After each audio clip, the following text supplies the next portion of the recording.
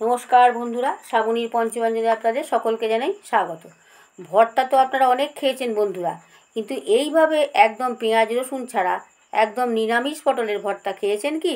যদি না খেয়ে থাকেন তাহলে আমার এই রেসিপিটা একবার ফলো করুন। পটলের ভর্তা করার জন্য আমি এখানে কয়েকটা পটল নিয়ে নিয়েছি, পটলগুলোর খোসাও ছাড়িয়ে নিয়েছি। এবার পটলগুলোকে আমি কেটে নেব। এইভাবে কেটে পটলের বীজগুলোকে বার করে নেব।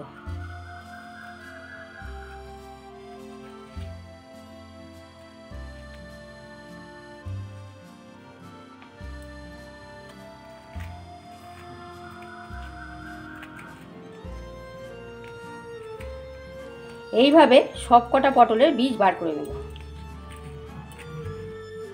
পটলের বীজগুলো সব ছাড়ানো হয়ে গেছে। এইবারে পটলগুলোকে কুচি করে কেটে নেব।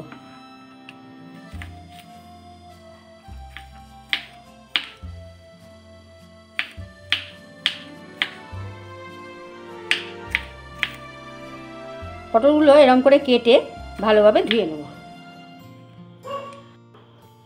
পটলগুলো কেটে একটা ঝুড়ির মধ্যে নিয়ে নিয়েছি। এবার ভালো করে ধুয়ে নেব। মিক্সিতে দিয়ে পটলগুলোকে পেস্ট করে নেব। কিছু পটল আমি এখানে পেস্ট করে নিয়েছি, বাকিগুলো এরপরে পেস্ট করে নেব। এখানে নিয়ে নিয়েছি 2 টেবিল চামচ সাদা সর্ষে, 2 টেবিল চামচ পোস্ত আর 2টো শুকনো লঙ্কা।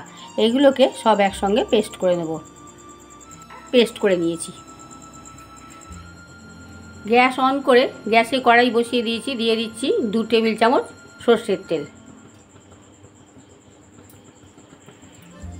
তেলটা গরম হয়ে গেছে। এর মধ্যে দিয়ে দিচ্ছি 1/2 চা চামচ পরিমাণে কালো জিরে, আর দিয়ে দিচ্ছি 2টো শুকনো লঙ্কা। এইবার এর মধ্যে দিয়ে দিচ্ছি পেস্ট করে রাখা পটলটা। একটু নাড়াচাড়া করে নিচ্ছি। পটলের মধ্যে থেকে অনেক জল বেরোবে, একটু সময় লাগবে এটা করতে। এর মধ্যে দিয়ে দিচ্ছি স্বাদ মতো নুন, দিয়ে দিচ্ছি অল্প একটু হলুদ, দিয়ে দিচ্ছি 1 চা চামচ চিনি। নুন, হলুদ, মিষ্টি দিয়ে একটু ভালো করে নাড়াচাড়া করে নিচ্ছি।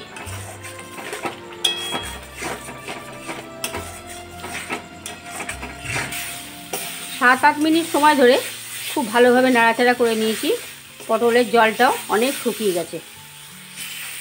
এখন এর মধ্যে দিয়ে দিচ্ছি পেস্ট করে রাখা মশলাটা।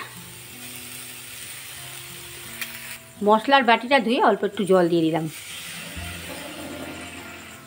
4-5 মিনিট সময় ধরে আরও একটু নাড়াচাড়া করে নেব, যাতে এটা বেশ ভালোভাবে শুকিয়ে আসে। পটলের ভর্তাটা তৈরি হয়ে গেছে, সব জল শুকিয়ে গেছে। এর ওপর দিয়ে এবার দিয়ে দিচ্ছি 1 টেবিল চামচ সর্ষের তেল। তেলটা দিয়ে একটু নাড়াচাড়া করে গ্যাসের ফ্লেমটা অফ করে দেবো। নিরামিষ পটলের ভর্তা সম্পূর্ণ তৈরি হয়ে গেছে। আমি একটা প্লেটে সার্ভ করে দিচ্ছি।